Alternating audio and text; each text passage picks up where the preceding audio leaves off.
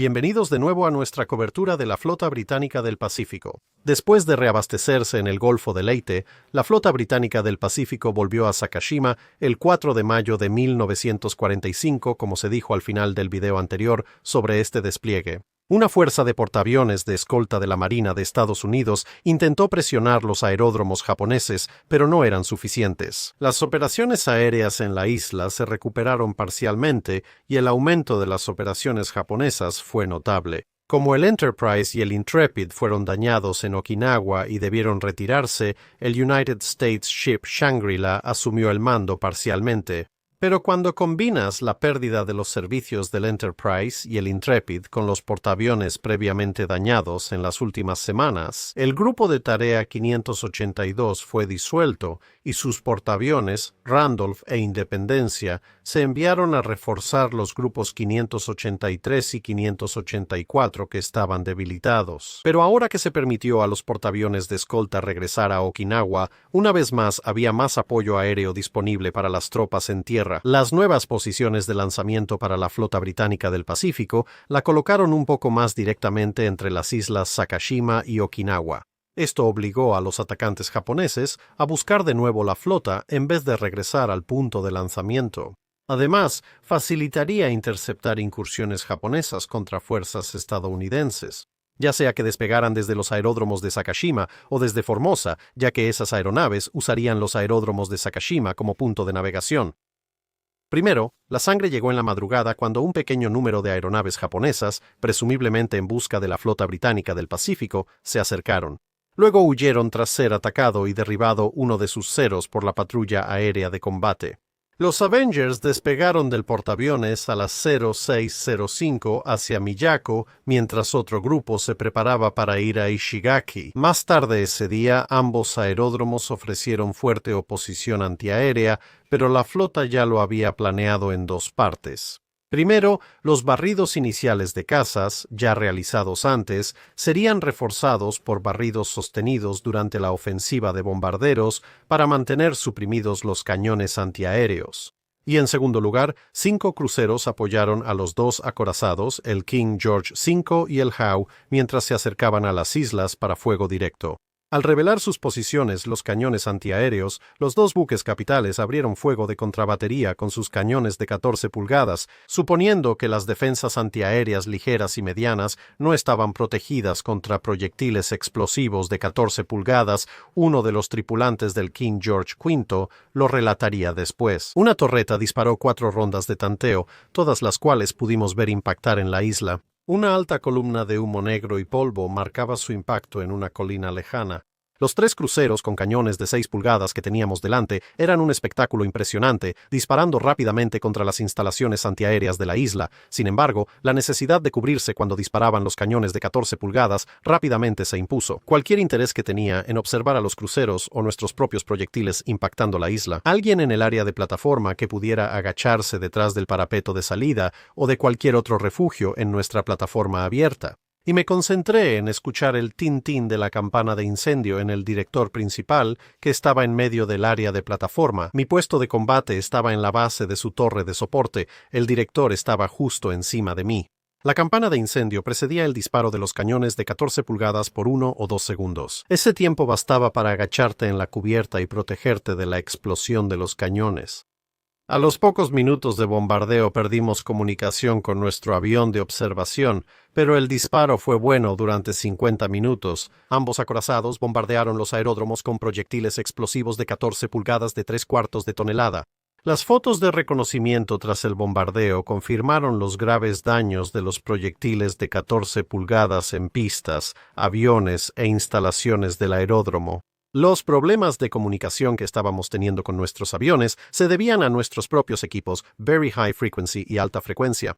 El problema persistió y al poco tiempo tuvimos que ceder el control de nuestra patrulla aérea de combate a Howe. Aunque la operación estaba teniendo un éxito local significativo, sí presentaba un problema estratégico mayor. Esto implicaba que muchas plataformas antiaéreas pesadas y algunos radares modernos de la flota británica del Pacífico, las tripulaciones operativas requeridas no estaban con la flota de portaaviones. Cuando los japoneses contraatacaron una hora después del bombardeo, la fuerza y los portaaviones ya habían abandonado la formación. Algunos de los enemigos lograron pasar, aunque les costó bastante esfuerzo y un poco de astucia. Primero, 4 pequeñas formaciones comenzaron a acercarse desde el oeste, una de ellas empezó a rodear la flota hacia el sur. Parte de la patrulla aérea fue enviada para encargarse de eso, enfocándose en rastrear ese grupo y los otros 3 al oeste. Pero con la ausencia mencionada de algunos de los barcos más grandes y sus radares. Parece que un 5º grupo de aviones se acercó poco después desde un ángulo diferente y se supuso que venían a baja altura. A las 11:30, el vigía vio aviones japoneses lanzándose en picada desde las nubes sobre la flota. Un Zero se dirigió hacia el portaaviones Formidable, que en ese momento tenía 11 Avengers siendo movidos por la cubierta de vuelo. El portaaviones y toda la formación hicieron giros evasivos, obligando al primer ataque enemigo a limitarse a una pasada de ametrallamiento. No era lo ideal, pero tampoco era terrible. Después, el piloto giró la aeronave hacia arriba en un ascenso, realineó su aproximación y se lanzó en picada hacia el portaaviones. Los cañones antiaéreos lo alcanzaron, pero ya caía en picada, así que los 20 milímetros solo aceleraron su llegada envuelto en llamas. Y también llevaba lo que parecía ser una bomba de 500 libras que explotó al impactar, destruyendo la aeronave japonesa en la explosión. Otro Zero se movió para intentar aprovechar la situación. Algunos Seafires de la patrulla aérea de combate ya sabían de los atacantes poco después de que empezara la lluvia de aviones japoneses, y lograron perseguir al segundo Zero y hacerlo pedazos antes de que pudiera alcanzar su objetivo. La cubierta de vuelo blindada del Formidable hizo la mayor parte del trabajo para la que fue diseñada, manteniendo la mayor parte de la explosión afuera, al aire libre. Pero una gran astilla, desplazada por la fuerza del impacto y la explosión, atravesó la nave hacia abajo, cortando tuberías de vapor en la sala de caldera central y perforando un tanque de combustible. El vapor que se filtraba significaba que los espacios centrales de maquinaria tenían que ser evacuados. Por eso, la velocidad del portaaviones bajaría a 24 nudos hasta solucionar el problema. En la parte superior, uno de los Vengadores fue arrojado por la borda por la explosión, otro se incendió y los 9 restantes resultaron dañados por una combinación del ataque de ametrallamiento, la explosión y la metralla posterior.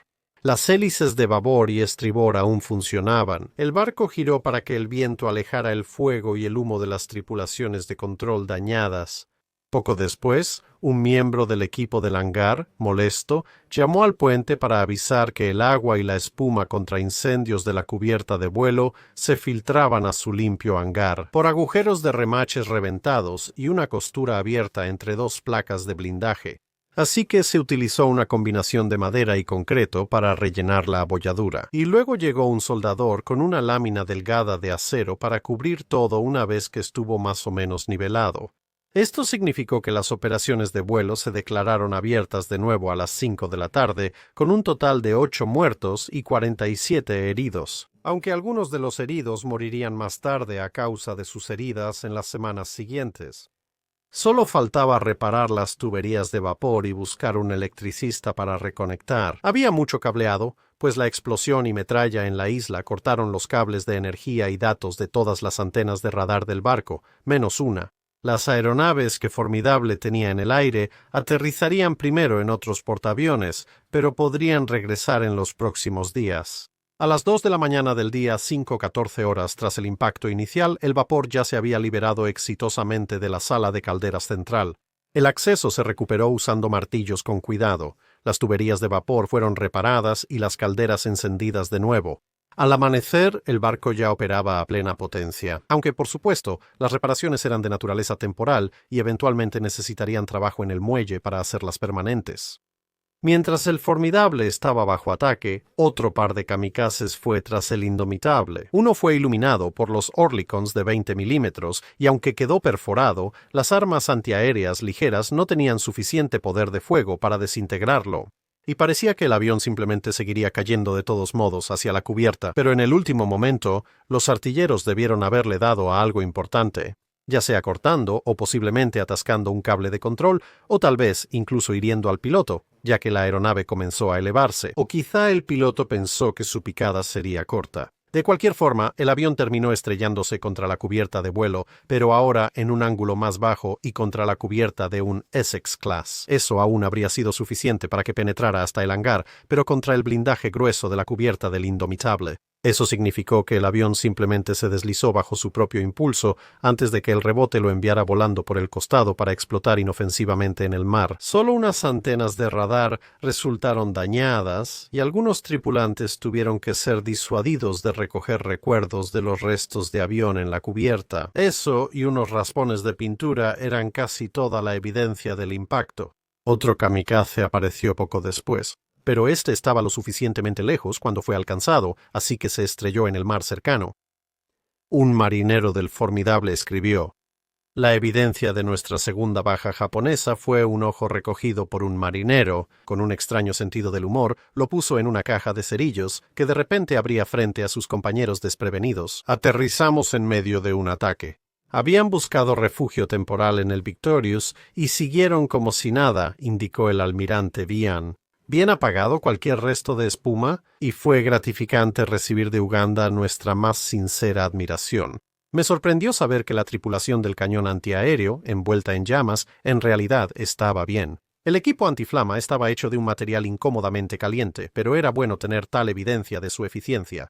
No era tan reconfortante el simple hecho de que nuestros Oerlikons simplemente no tenían suficiente poder de detención física. Ambos oponentes recibieron golpes fuertes, pero continuaron avanzando, quizás debido al congelamiento de las superficies de control a alta velocidad. Oímos que el nuevo Implacable tenía un cañón Bofors cuádruple de gran calibre, y esperábamos que instalaran algo similar cuando estuviéramos de nuevo en Sydney. Para media tarde, los acorazados y cruceros habían regresado, y la red de radares y cañones antiaéreos estaba completa una vez más. Entre esto y la patrulla aérea de combate activa, varios ataques enemigos adicionales fueron rechazados, con un esfuerzo final a las 17:20, donde todos los atacantes fueron derribados por los Seafires. Un oficial de la Marina Real relataría más tarde que esto ocurrió antes de entrar en alcance antiaéreo de la flota. Los portaaviones estadounidenses de esa época no tenían cubiertas de vuelo blindadas, solo cubiertas de madera ligera y láminas de acero. Una de las razones por las que sospecho que nunca siguieron nuestro modelo es que, en clima caluroso, andar bailando sobre 375 pulgadas de acero es muy malo para los pies. Calculamos que el máximo calor se alcanzaba alrededor de las 3 o 4 de la tarde, así que mi comandante aire se divirtió un día rompiendo un huevo en la cubierta de vuelo. En ese momento se cocinó ligeramente, pero no realmente en una condición comestible. En unos 7 minutos y medio, y sobre eso era lo que tenías que caminar. El impacto de un kamikaze en un portaaviones estadounidense requería 3 meses de reparación en astillero, y en el caso de que impactara un portaaviones británico, tomabas un par de escobas y barrías la basura por la borda. Un gran amigo, expiloto y enlace en el cuartel general de Estados Unidos en Honolulu, me lo contó. En una reunión diaria del personal, una mañana, se informó sobre el primer ataque kamikaze a un portaaviones británico, el Formidable. El mensaje terminaba con: «Espero volver a estar en acción a las 4 de la tarde». El personal estadounidense se recostó y rió diciendo: «Ah, esos británicos otra vez». A la mañana siguiente, cuando se enteraron de que ella estaba de vuelta en acción a las 4 de la tarde, cambiaron de actitud bastante rápido. Los ataques de seguimiento a los aeródromos japoneses, el día 5, reportaron una oposición antiaérea significativamente menor y una gran cantidad de cráteres enormes donde algunos de esos cañones antiaéreos habían estado el día anterior. Los esfuerzos aéreos japoneses parecían agotados por ahora. Además, la única acción fue un avión de reconocimiento que fue derribado por corsarios de patrulla aérea de combate en la tarde del día 5. La flota se fue a reabastecer combustible. La tripulación del Formidable aprovechó la oportunidad para darle unos buenos toques finales a su parche en la cubierta para dejarlo bonito y nivelado. Y con la experiencia de la operación anterior, la flota volvió a su posición el día 8, el mismo día en que Alemania se rindió al otro lado del mundo. El mal clima hizo que no pasara nada interesante, pero el día 9 las cosas mejoraron un poco. Los ataques aéreos deshicieron cualquier reparación que los japoneses habían hecho a sus aeródromos en días recientes. Al final de la tarde, se detectó una formación enemiga a baja altitud acercándose a corta distancia al cruzar el horizonte del radar. La patrulla aérea de combate derribó la mayoría, pero esta vez algunos aviones lograron pasar y se dirigieron al victorioso. El primero fue alcanzado por los Orlikans, pero logró estrellarse en la cubierta del Ford, inutilizando la catapulta, un cañón antiaéreo de 45 pulgadas y dañando el motor de un elevador delantero, que quedó operativo pero más lento. Además, solo se notó una pequeña abolladura en la cubierta de vuelo. Poco antes, una segunda aeronave se estrelló contra un grupo de Corsairs que habían sido alineados en la parte trasera del barco antes de que comenzaran los ataques. Otra vez alcanzado y ardiendo, pero sin detenerme. Este kamikaze atravesó 4 de los Corsairs, pero luego rebotó limpiamente en la armadura de la cubierta de vuelo y giró fuera hacia el mar. 2 kamikazes más habían sobrevivido a la patrulla aérea de combate y uno de ellos parecía decidir ir tras el Victorious, pero luego cambió de opinión y fue tras el acorazado Howe. En cambio, el Howe le quitó violentamente esa idea al piloto y su intenso fuego antiaéreo parece haber matado al piloto cuando la aeronave se acercaba en un planeo bajo, que luego simplemente pasó por la popa del barco antes de que finalmente el avión se estrellara en el mar. El último kamikaze fue tras el Formidable, luego cambió de rumbo para ir tras el Indomitable. Sin embargo, esta vez el fuego antiaéreo pudo haber sido un poco demasiado efectivo, ya que después de impactar al kamikaze, este hizo un giro violento repentino justo cuando pasaba por el Formidable. Algunos creyeron que fue por una falla estructural grave, como la caída de un ala. Algunos creyeron que el piloto seguía vivo y se arrepintió de su cambio de rumbo al final. Pero de cualquier manera, el kamikaze se estrelló contra la cubierta del Formidable.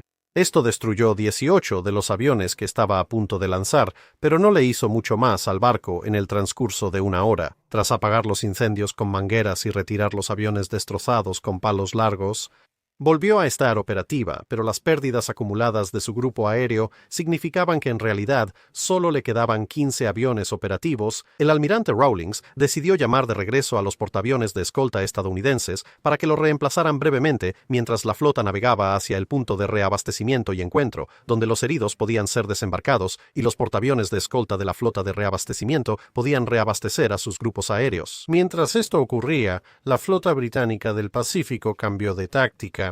Como los kamikazes habían decidido que los ataques a gran altura no funcionaban, cambiaron a operaciones a baja altura, lo que significaba que incluso el radar los detectaba casi en el último momento. Por lo tanto, se colocarían 2 destructores como piquetes de radar en la dirección de la que generalmente parecía venir el enemigo, cada uno con su propia formación de patrulla aérea de combate bajo su control directo. Esto permitiría a la flota detectar y enfrentar ataques a baja altura desde mayor distancia y que la patrulla aérea principal solo enfrentara a los aviones que superaran la primera defensa. Y también significaría que la patrulla aérea de combate estaría disponible por si acaso esos primeros ataques resultaran ser señuelos. Los cruceros antiaéreos clase Dido que estaban con la flota también se movieron mucho más cerca de los portaaviones y se colocó un destructor justo detrás de cada portaaviones para añadir potencia de fuego. En este arco, la mayoría de los ataques exitosos vinieron de esa dirección. Finalmente, cuando se confirmó un ataque aéreo intenso, los acorazados de los cruceros se acercarían a menos de 2.000 yardas del portaaviones más cercano para que sus baterías antiaéreas lo protegieran, con prácticamente todas las armas, desde los Orlikans hasta el último momento. Este esfuerzo estuvo marcado por la noticia de que el USS Bunker Hill fue gravemente alcanzado cerca de Okinawa, con más de 600 bajas, casi 400 fatales. Fue un recordatorio aleccionador de lo que podía suceder en cualquier momento. Mientras repostaban, el almirante Weston observó: Para mí, la parte más asombrosa de toda la operación fue el fracaso total de los submarinos enemigos para atacar a nuestros petroleros y al tren de la flota, de los cuales dependía todo. Durante el trayecto, barcos de reparación y suministro, lentos pero valiosos, navegaban a 10 nudos protegidos solo por media docena de pequeños escoltas. ¿Qué habrían hecho los submarinos alemanes ante ese objetivo? Pero el 12 de mayo la flota volvió a su posición y los ataques aéreos se reanudaron, pero parecía que los japoneses se habían quedado temporalmente sin aviones. Así, además de las pérdidas operativas y algunos aviones dañados o derribados por antiaéreos, la flota británica del Pacífico operó casi sin interrupciones y sus aviones ampliaron sus objetivos a convoyes de tropas. Es decir, convoyes de tropas japonesas moviéndose por tierra, embarcaciones costeras y básicamente cualquier cosa que se moviera y pareciera vagamente hostil. Al menos hasta el día 18, cuando ocurrió un accidente en el Formidable. Mientras la flota se reabastecía de combustible una vez más, el almirante Rawlings miró hacia el mar y notó que salía humo del portaaviones. Más tarde, escribió: a las 11:04 se observó que el Formidable estaba en llamas. Esto resultó haber sido causado por un Corsair en el hangar que accidentalmente disparó sus armas contra un Avenger. Este último explotó. Combatir este incendio grave fue difícil, debido a que las cortinas contra incendios estaban fuera de servicio por los ataques suicidas enemigos anteriores. Solo el uso intensivo de rociadores de agua salada apagó el incendio, pero el costo fue alto. La munición que explotaba y el fuego, junto con el agua salada, dejaron 7 Avengers y 21 Corsairs en condiciones que iban desde la pérdida total hasta ser volables pero inservibles.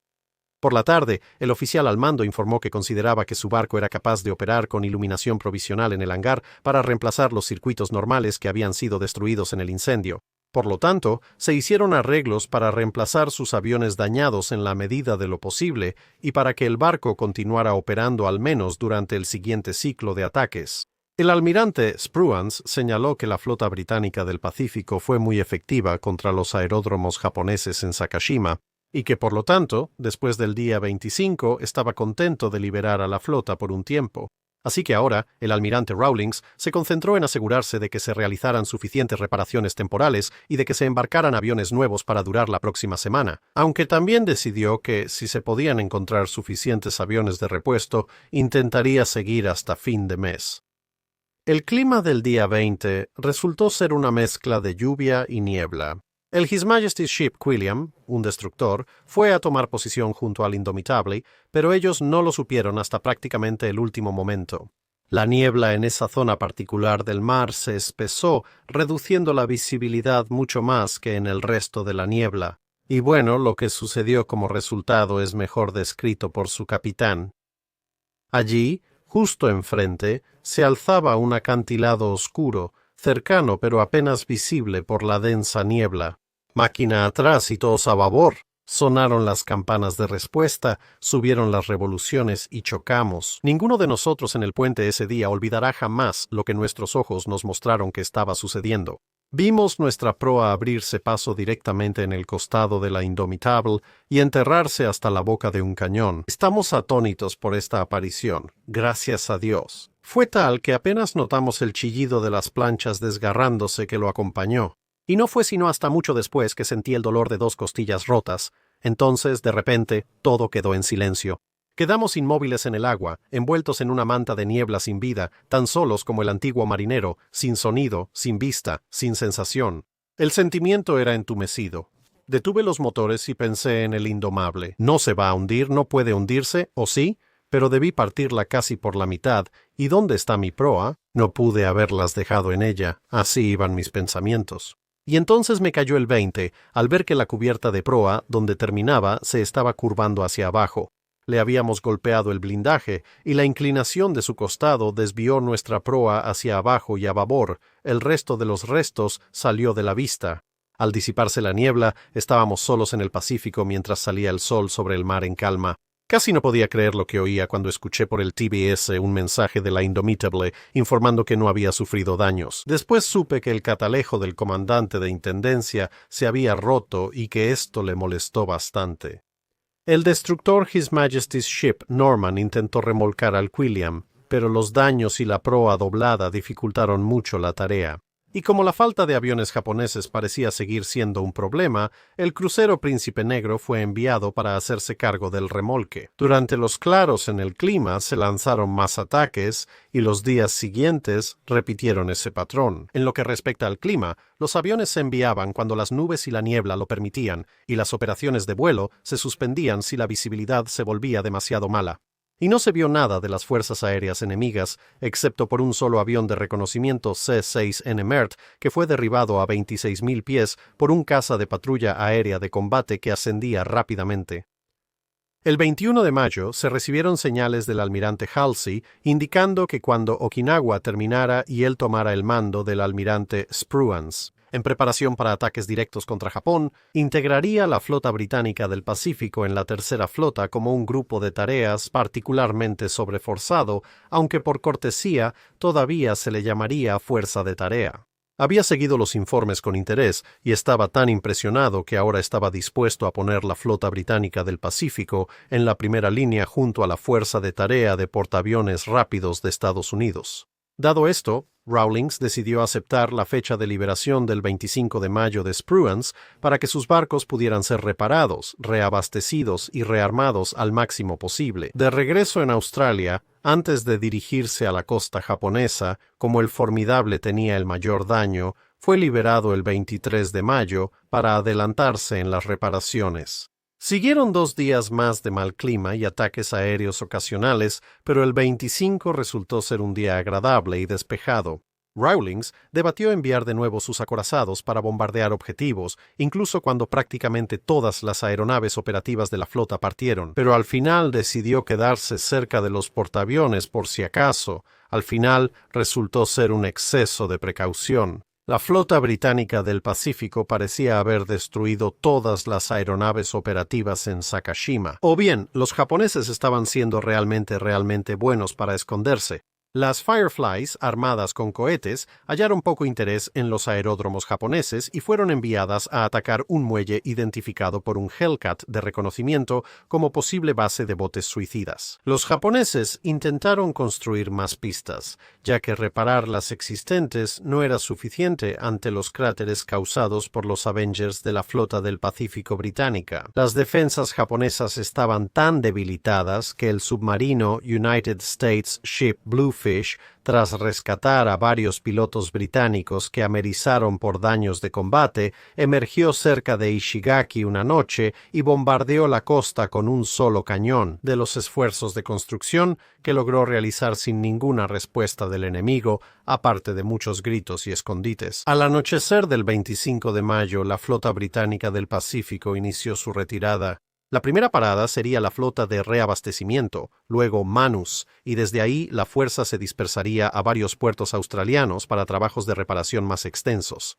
El King George V y 3 destructores se separaron rumbo a Guam, donde almirantes británicos y estadounidenses se reunirían para discutir próximos pasos mientras la flota iba al sur. Recibieron una nota de agradecimiento del jefe de la Quinta Flota al completar sus 2 meses de operaciones como fuerza de tarea de la Quinta Flota. En apoyo a la captura de Okinawa, deseo expresarles a usted y a los oficiales y hombres bajo su mando mi agradecimiento por el excelente trabajo que han realizado y el magnífico espíritu de cooperación con el que lo han hecho. La Fuerza de Tarea 57 de la Quinta Flota estadounidense ha ejemplificado las tradiciones de la Marina Real. Spruance. Los reporteros asignados a ambas flotas parecían estar igualmente impresionados con la cobertura del New York Times. Observadores navales de Estados Unidos con la flota británica del Pacífico afirman que la agresividad de sus hombres y aviones no tiene igual en otras marinas. Nadie está más ansioso por entrar en combate que estos hombres. Su moral es inmensa. Días después, Halsey reemplazó a Spruance y la Quinta Flota pasó a ser la Tercera Flota, futura base de la flota británica del Pacífico. Durante el transcurso de sus operaciones frente a Sakashima, la flota realizó casi 4.900 salidas, lanzó casi 1.000 toneladas de bombas y perdió 160 aviones por todas las causas. Desglosando eso un poco. De esas pérdidas, 26 fueron derribados en combate y 71 operativas al menos, 61 Seafires destrozados al aterrizar, 32 aviones se habían perdido en varios ataques kamikaze, incendiándolos, y por supuesto, 30 aviones se habían perdido en el incendio del hangar a bordo del Formidable. Más barcos venían de Europa a Australia para unirse, y se informó que esto incluía al nuevo portaaviones ligero His Majesty's Ship Ocean, que había sido equipado como un portaaviones nocturno completo, con radar de búsqueda aérea adicional instalado y un grupo aéreo compuesto completamente por cazas nocturnos Hellcat F-6, F-5N equipados con radar. Otra nueva incorporación, aunque una que llegó un poco antes que las demás, fue el portaaviones Implacable, que había estado entrenando cerca de Australia, mientras el resto de la flota atacaba Sakashima, y el almirante Rawlings decidió llevarla, junto con varios otros barcos nuevos y algunos de los veteranos más intactos, para ir a molestar a la base japonesa de Truk, que llevaba mucho tiempo aislada, con el fin de darles a los nuevos pilotos y barcos algo de experiencia en primera línea. El Implacable llevaba 80 aviones, 48 Seafires, 1 Fireflies y 21 Avengers. Con el éxito de los Seafires en bombardeo en picada, se buscó ampliar su uso más allá de la patrulla aérea de combate. De manera sorprendente, un día completo de ataques repetidos en la isla no resultó en ninguna baja, incluyendo ningún Seafire dañado, con la única excepción de un Walrus que estaba a bordo. El portaaviones de escolta His Majesty's Ship Ruler servía como plataforma de búsqueda y rescate, pero fue arrojado por la borda tras ser golpeado por una ráfaga repentina. Los cruceros y la fuerza realizaron un bombardeo costero. La única mancha negra aquí fue el His Majesty's Ship Swiftshire, que procedió a cubrir una buena parte de toda una isla, con proyectiles de 6 pulgadas cayendo prácticamente por todas partes. Pero ¿dónde estaba el objetivo? A pesar de múltiples correcciones de una aeronave de observación, después de una investigación desconcertante, resultó que un engranaje se había caído de su computadora de control de tiro. Por eso, este sistema daba resultados erráticos y cambiantes constantemente. Alguien fue enviado a recuperar el mecanismo perdido y colocarlo en su lugar. Y varios días de operaciones terminaron con solo una aeronave perdida por fuego enemigo desde tierra.